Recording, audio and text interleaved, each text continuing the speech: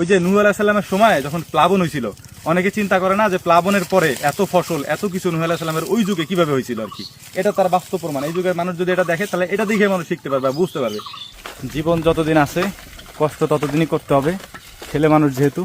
এমনি নর্মাল দিন আমাদের সমস্যা হয় না, যে রোজার সময় একটু কষ্ট হয়ে যায় কি। আল্লাহু আকবার। আসসালামু আলাইকুম, রমজানুল মুবারক। এখন বেলা প্রায় 12টা বাজে, দুপুর 12টা আর কি। তো এখন আমরা যাব হচ্ছে গরুর জন্য ঘাস কাটার জন্য। কারণ হচ্ছে যে আমাদের খামারের কাজ শেষ করতে করতে, মানে খামারের যে অন্যান্য কাজ আছে, হাঁস মুরগি ছাগল গরু এগুলার কাজ শেষ করতে করতে ঘাস কাটতে যাইতে যেতে আমাদের এমনি বেলা হয়ে যায় আর কি। মানে আমরা চাই সকাল সকাল যাওয়ার জন্য, যদিও মামা কাইটে আসছে একবার, কিন্তু ঘাসটা আনতে হবে আর কি।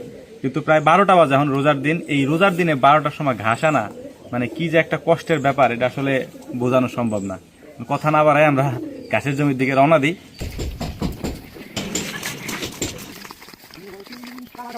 তো মূলত যে ঘাস আমরা এখন কাটতেছি এটা হচ্ছে আমাদের বুনা ঘাস আর কি। মানে আমরা যে ঘাস বুনছিলাম গত কয়েকদিন আগে, এই ঘাসটাই মূলত হচ্ছে এখন আমরা কেটে নিচ্ছি। ঘাসটা তেমন একটা বড় হয় নাই, কিন্তু আমরা কেটে নিয়ে যাইতেছি কারণ আমাদের আরো ঘাস আছে, মানে লাগানো যে ঘাস আছে ওই ঘাসগুলোও বড় হয়ে গেছে, যে কারণে এখানে কাইটা পানি দিয়ে আমরা অন্য জমিতে চলে যাবো আর কি। এখন একটা বিষয় আপনাদেরকে বলি, সেটা হচ্ছে কি, এইখানে যে আমরা ঘাস বুনছিলাম, অনেকে হয়তো আমাদেরকে প্রশ্ন করতে পারেন যে ভাই ভালো কোনটা, মানে ঘাস কি বুনবো নাকি লাগাবো, কোনটা ভালো হবে।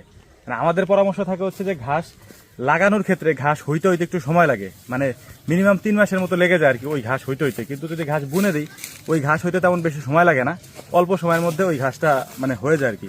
হ্যাঁ, তো এই কারণে হচ্ছে যে আমরা যখন প্রয়োজন পড়ে সেটা আমরা লাগানোর চেষ্টা করি।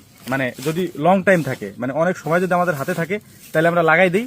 এবং যদি দেখি যে না আমাদের খুব দ্রুত ঘাসের প্রয়োজন, তখন আমরা বুনে দিই আর কি। আর ঘাস বুনে দিয়ে 2-3 টিপ পানি দিলে খুব দ্রুত ঘাস হয়ে যায়। ঘাস আপনারা হয়তো দেখছেন গত কিছুদিন আগে আমরা বুনে দিয়েছিলাম, ওই ঘাসটাই আলহামদুলিল্লাহ এখন আমাদের হয়ে গেছে, আমরা কেটে নিয়ে যাচ্ছি আর কি।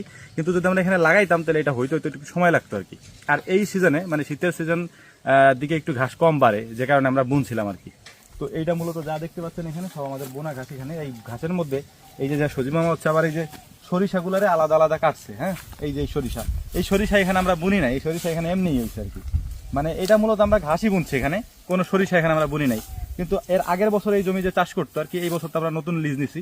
তো ওই ব্যক্তি হয়তো উনি তখন সরিষা বুনছিল না, হ্যাঁ হ্যাঁ, ওই লোক হচ্ছে সরিষা বুনছিল। সরিষা বোনার পরে উনি সরিষা কেটে নিয়ে গেছে, কাটার পরে এই জায়গায় পাট বোনা হয়েছিল, পাটও কেটে নিয়ে গেছে। তারপরে পানি হয়েছে, মানে একটু বন্যা হয়েছে, পানি হয়ে গেছে। ওই পানির পরে আমরা জমি নিছি, জমি নেওয়ার পরে এটা চাষ দিছি, চাষ দেওয়ার পরে তারপর আমরা ঘাস বুনছি। এর পরেও এই সরিষা হয়েছে, মানে এত পরিমাণে হয়েছে।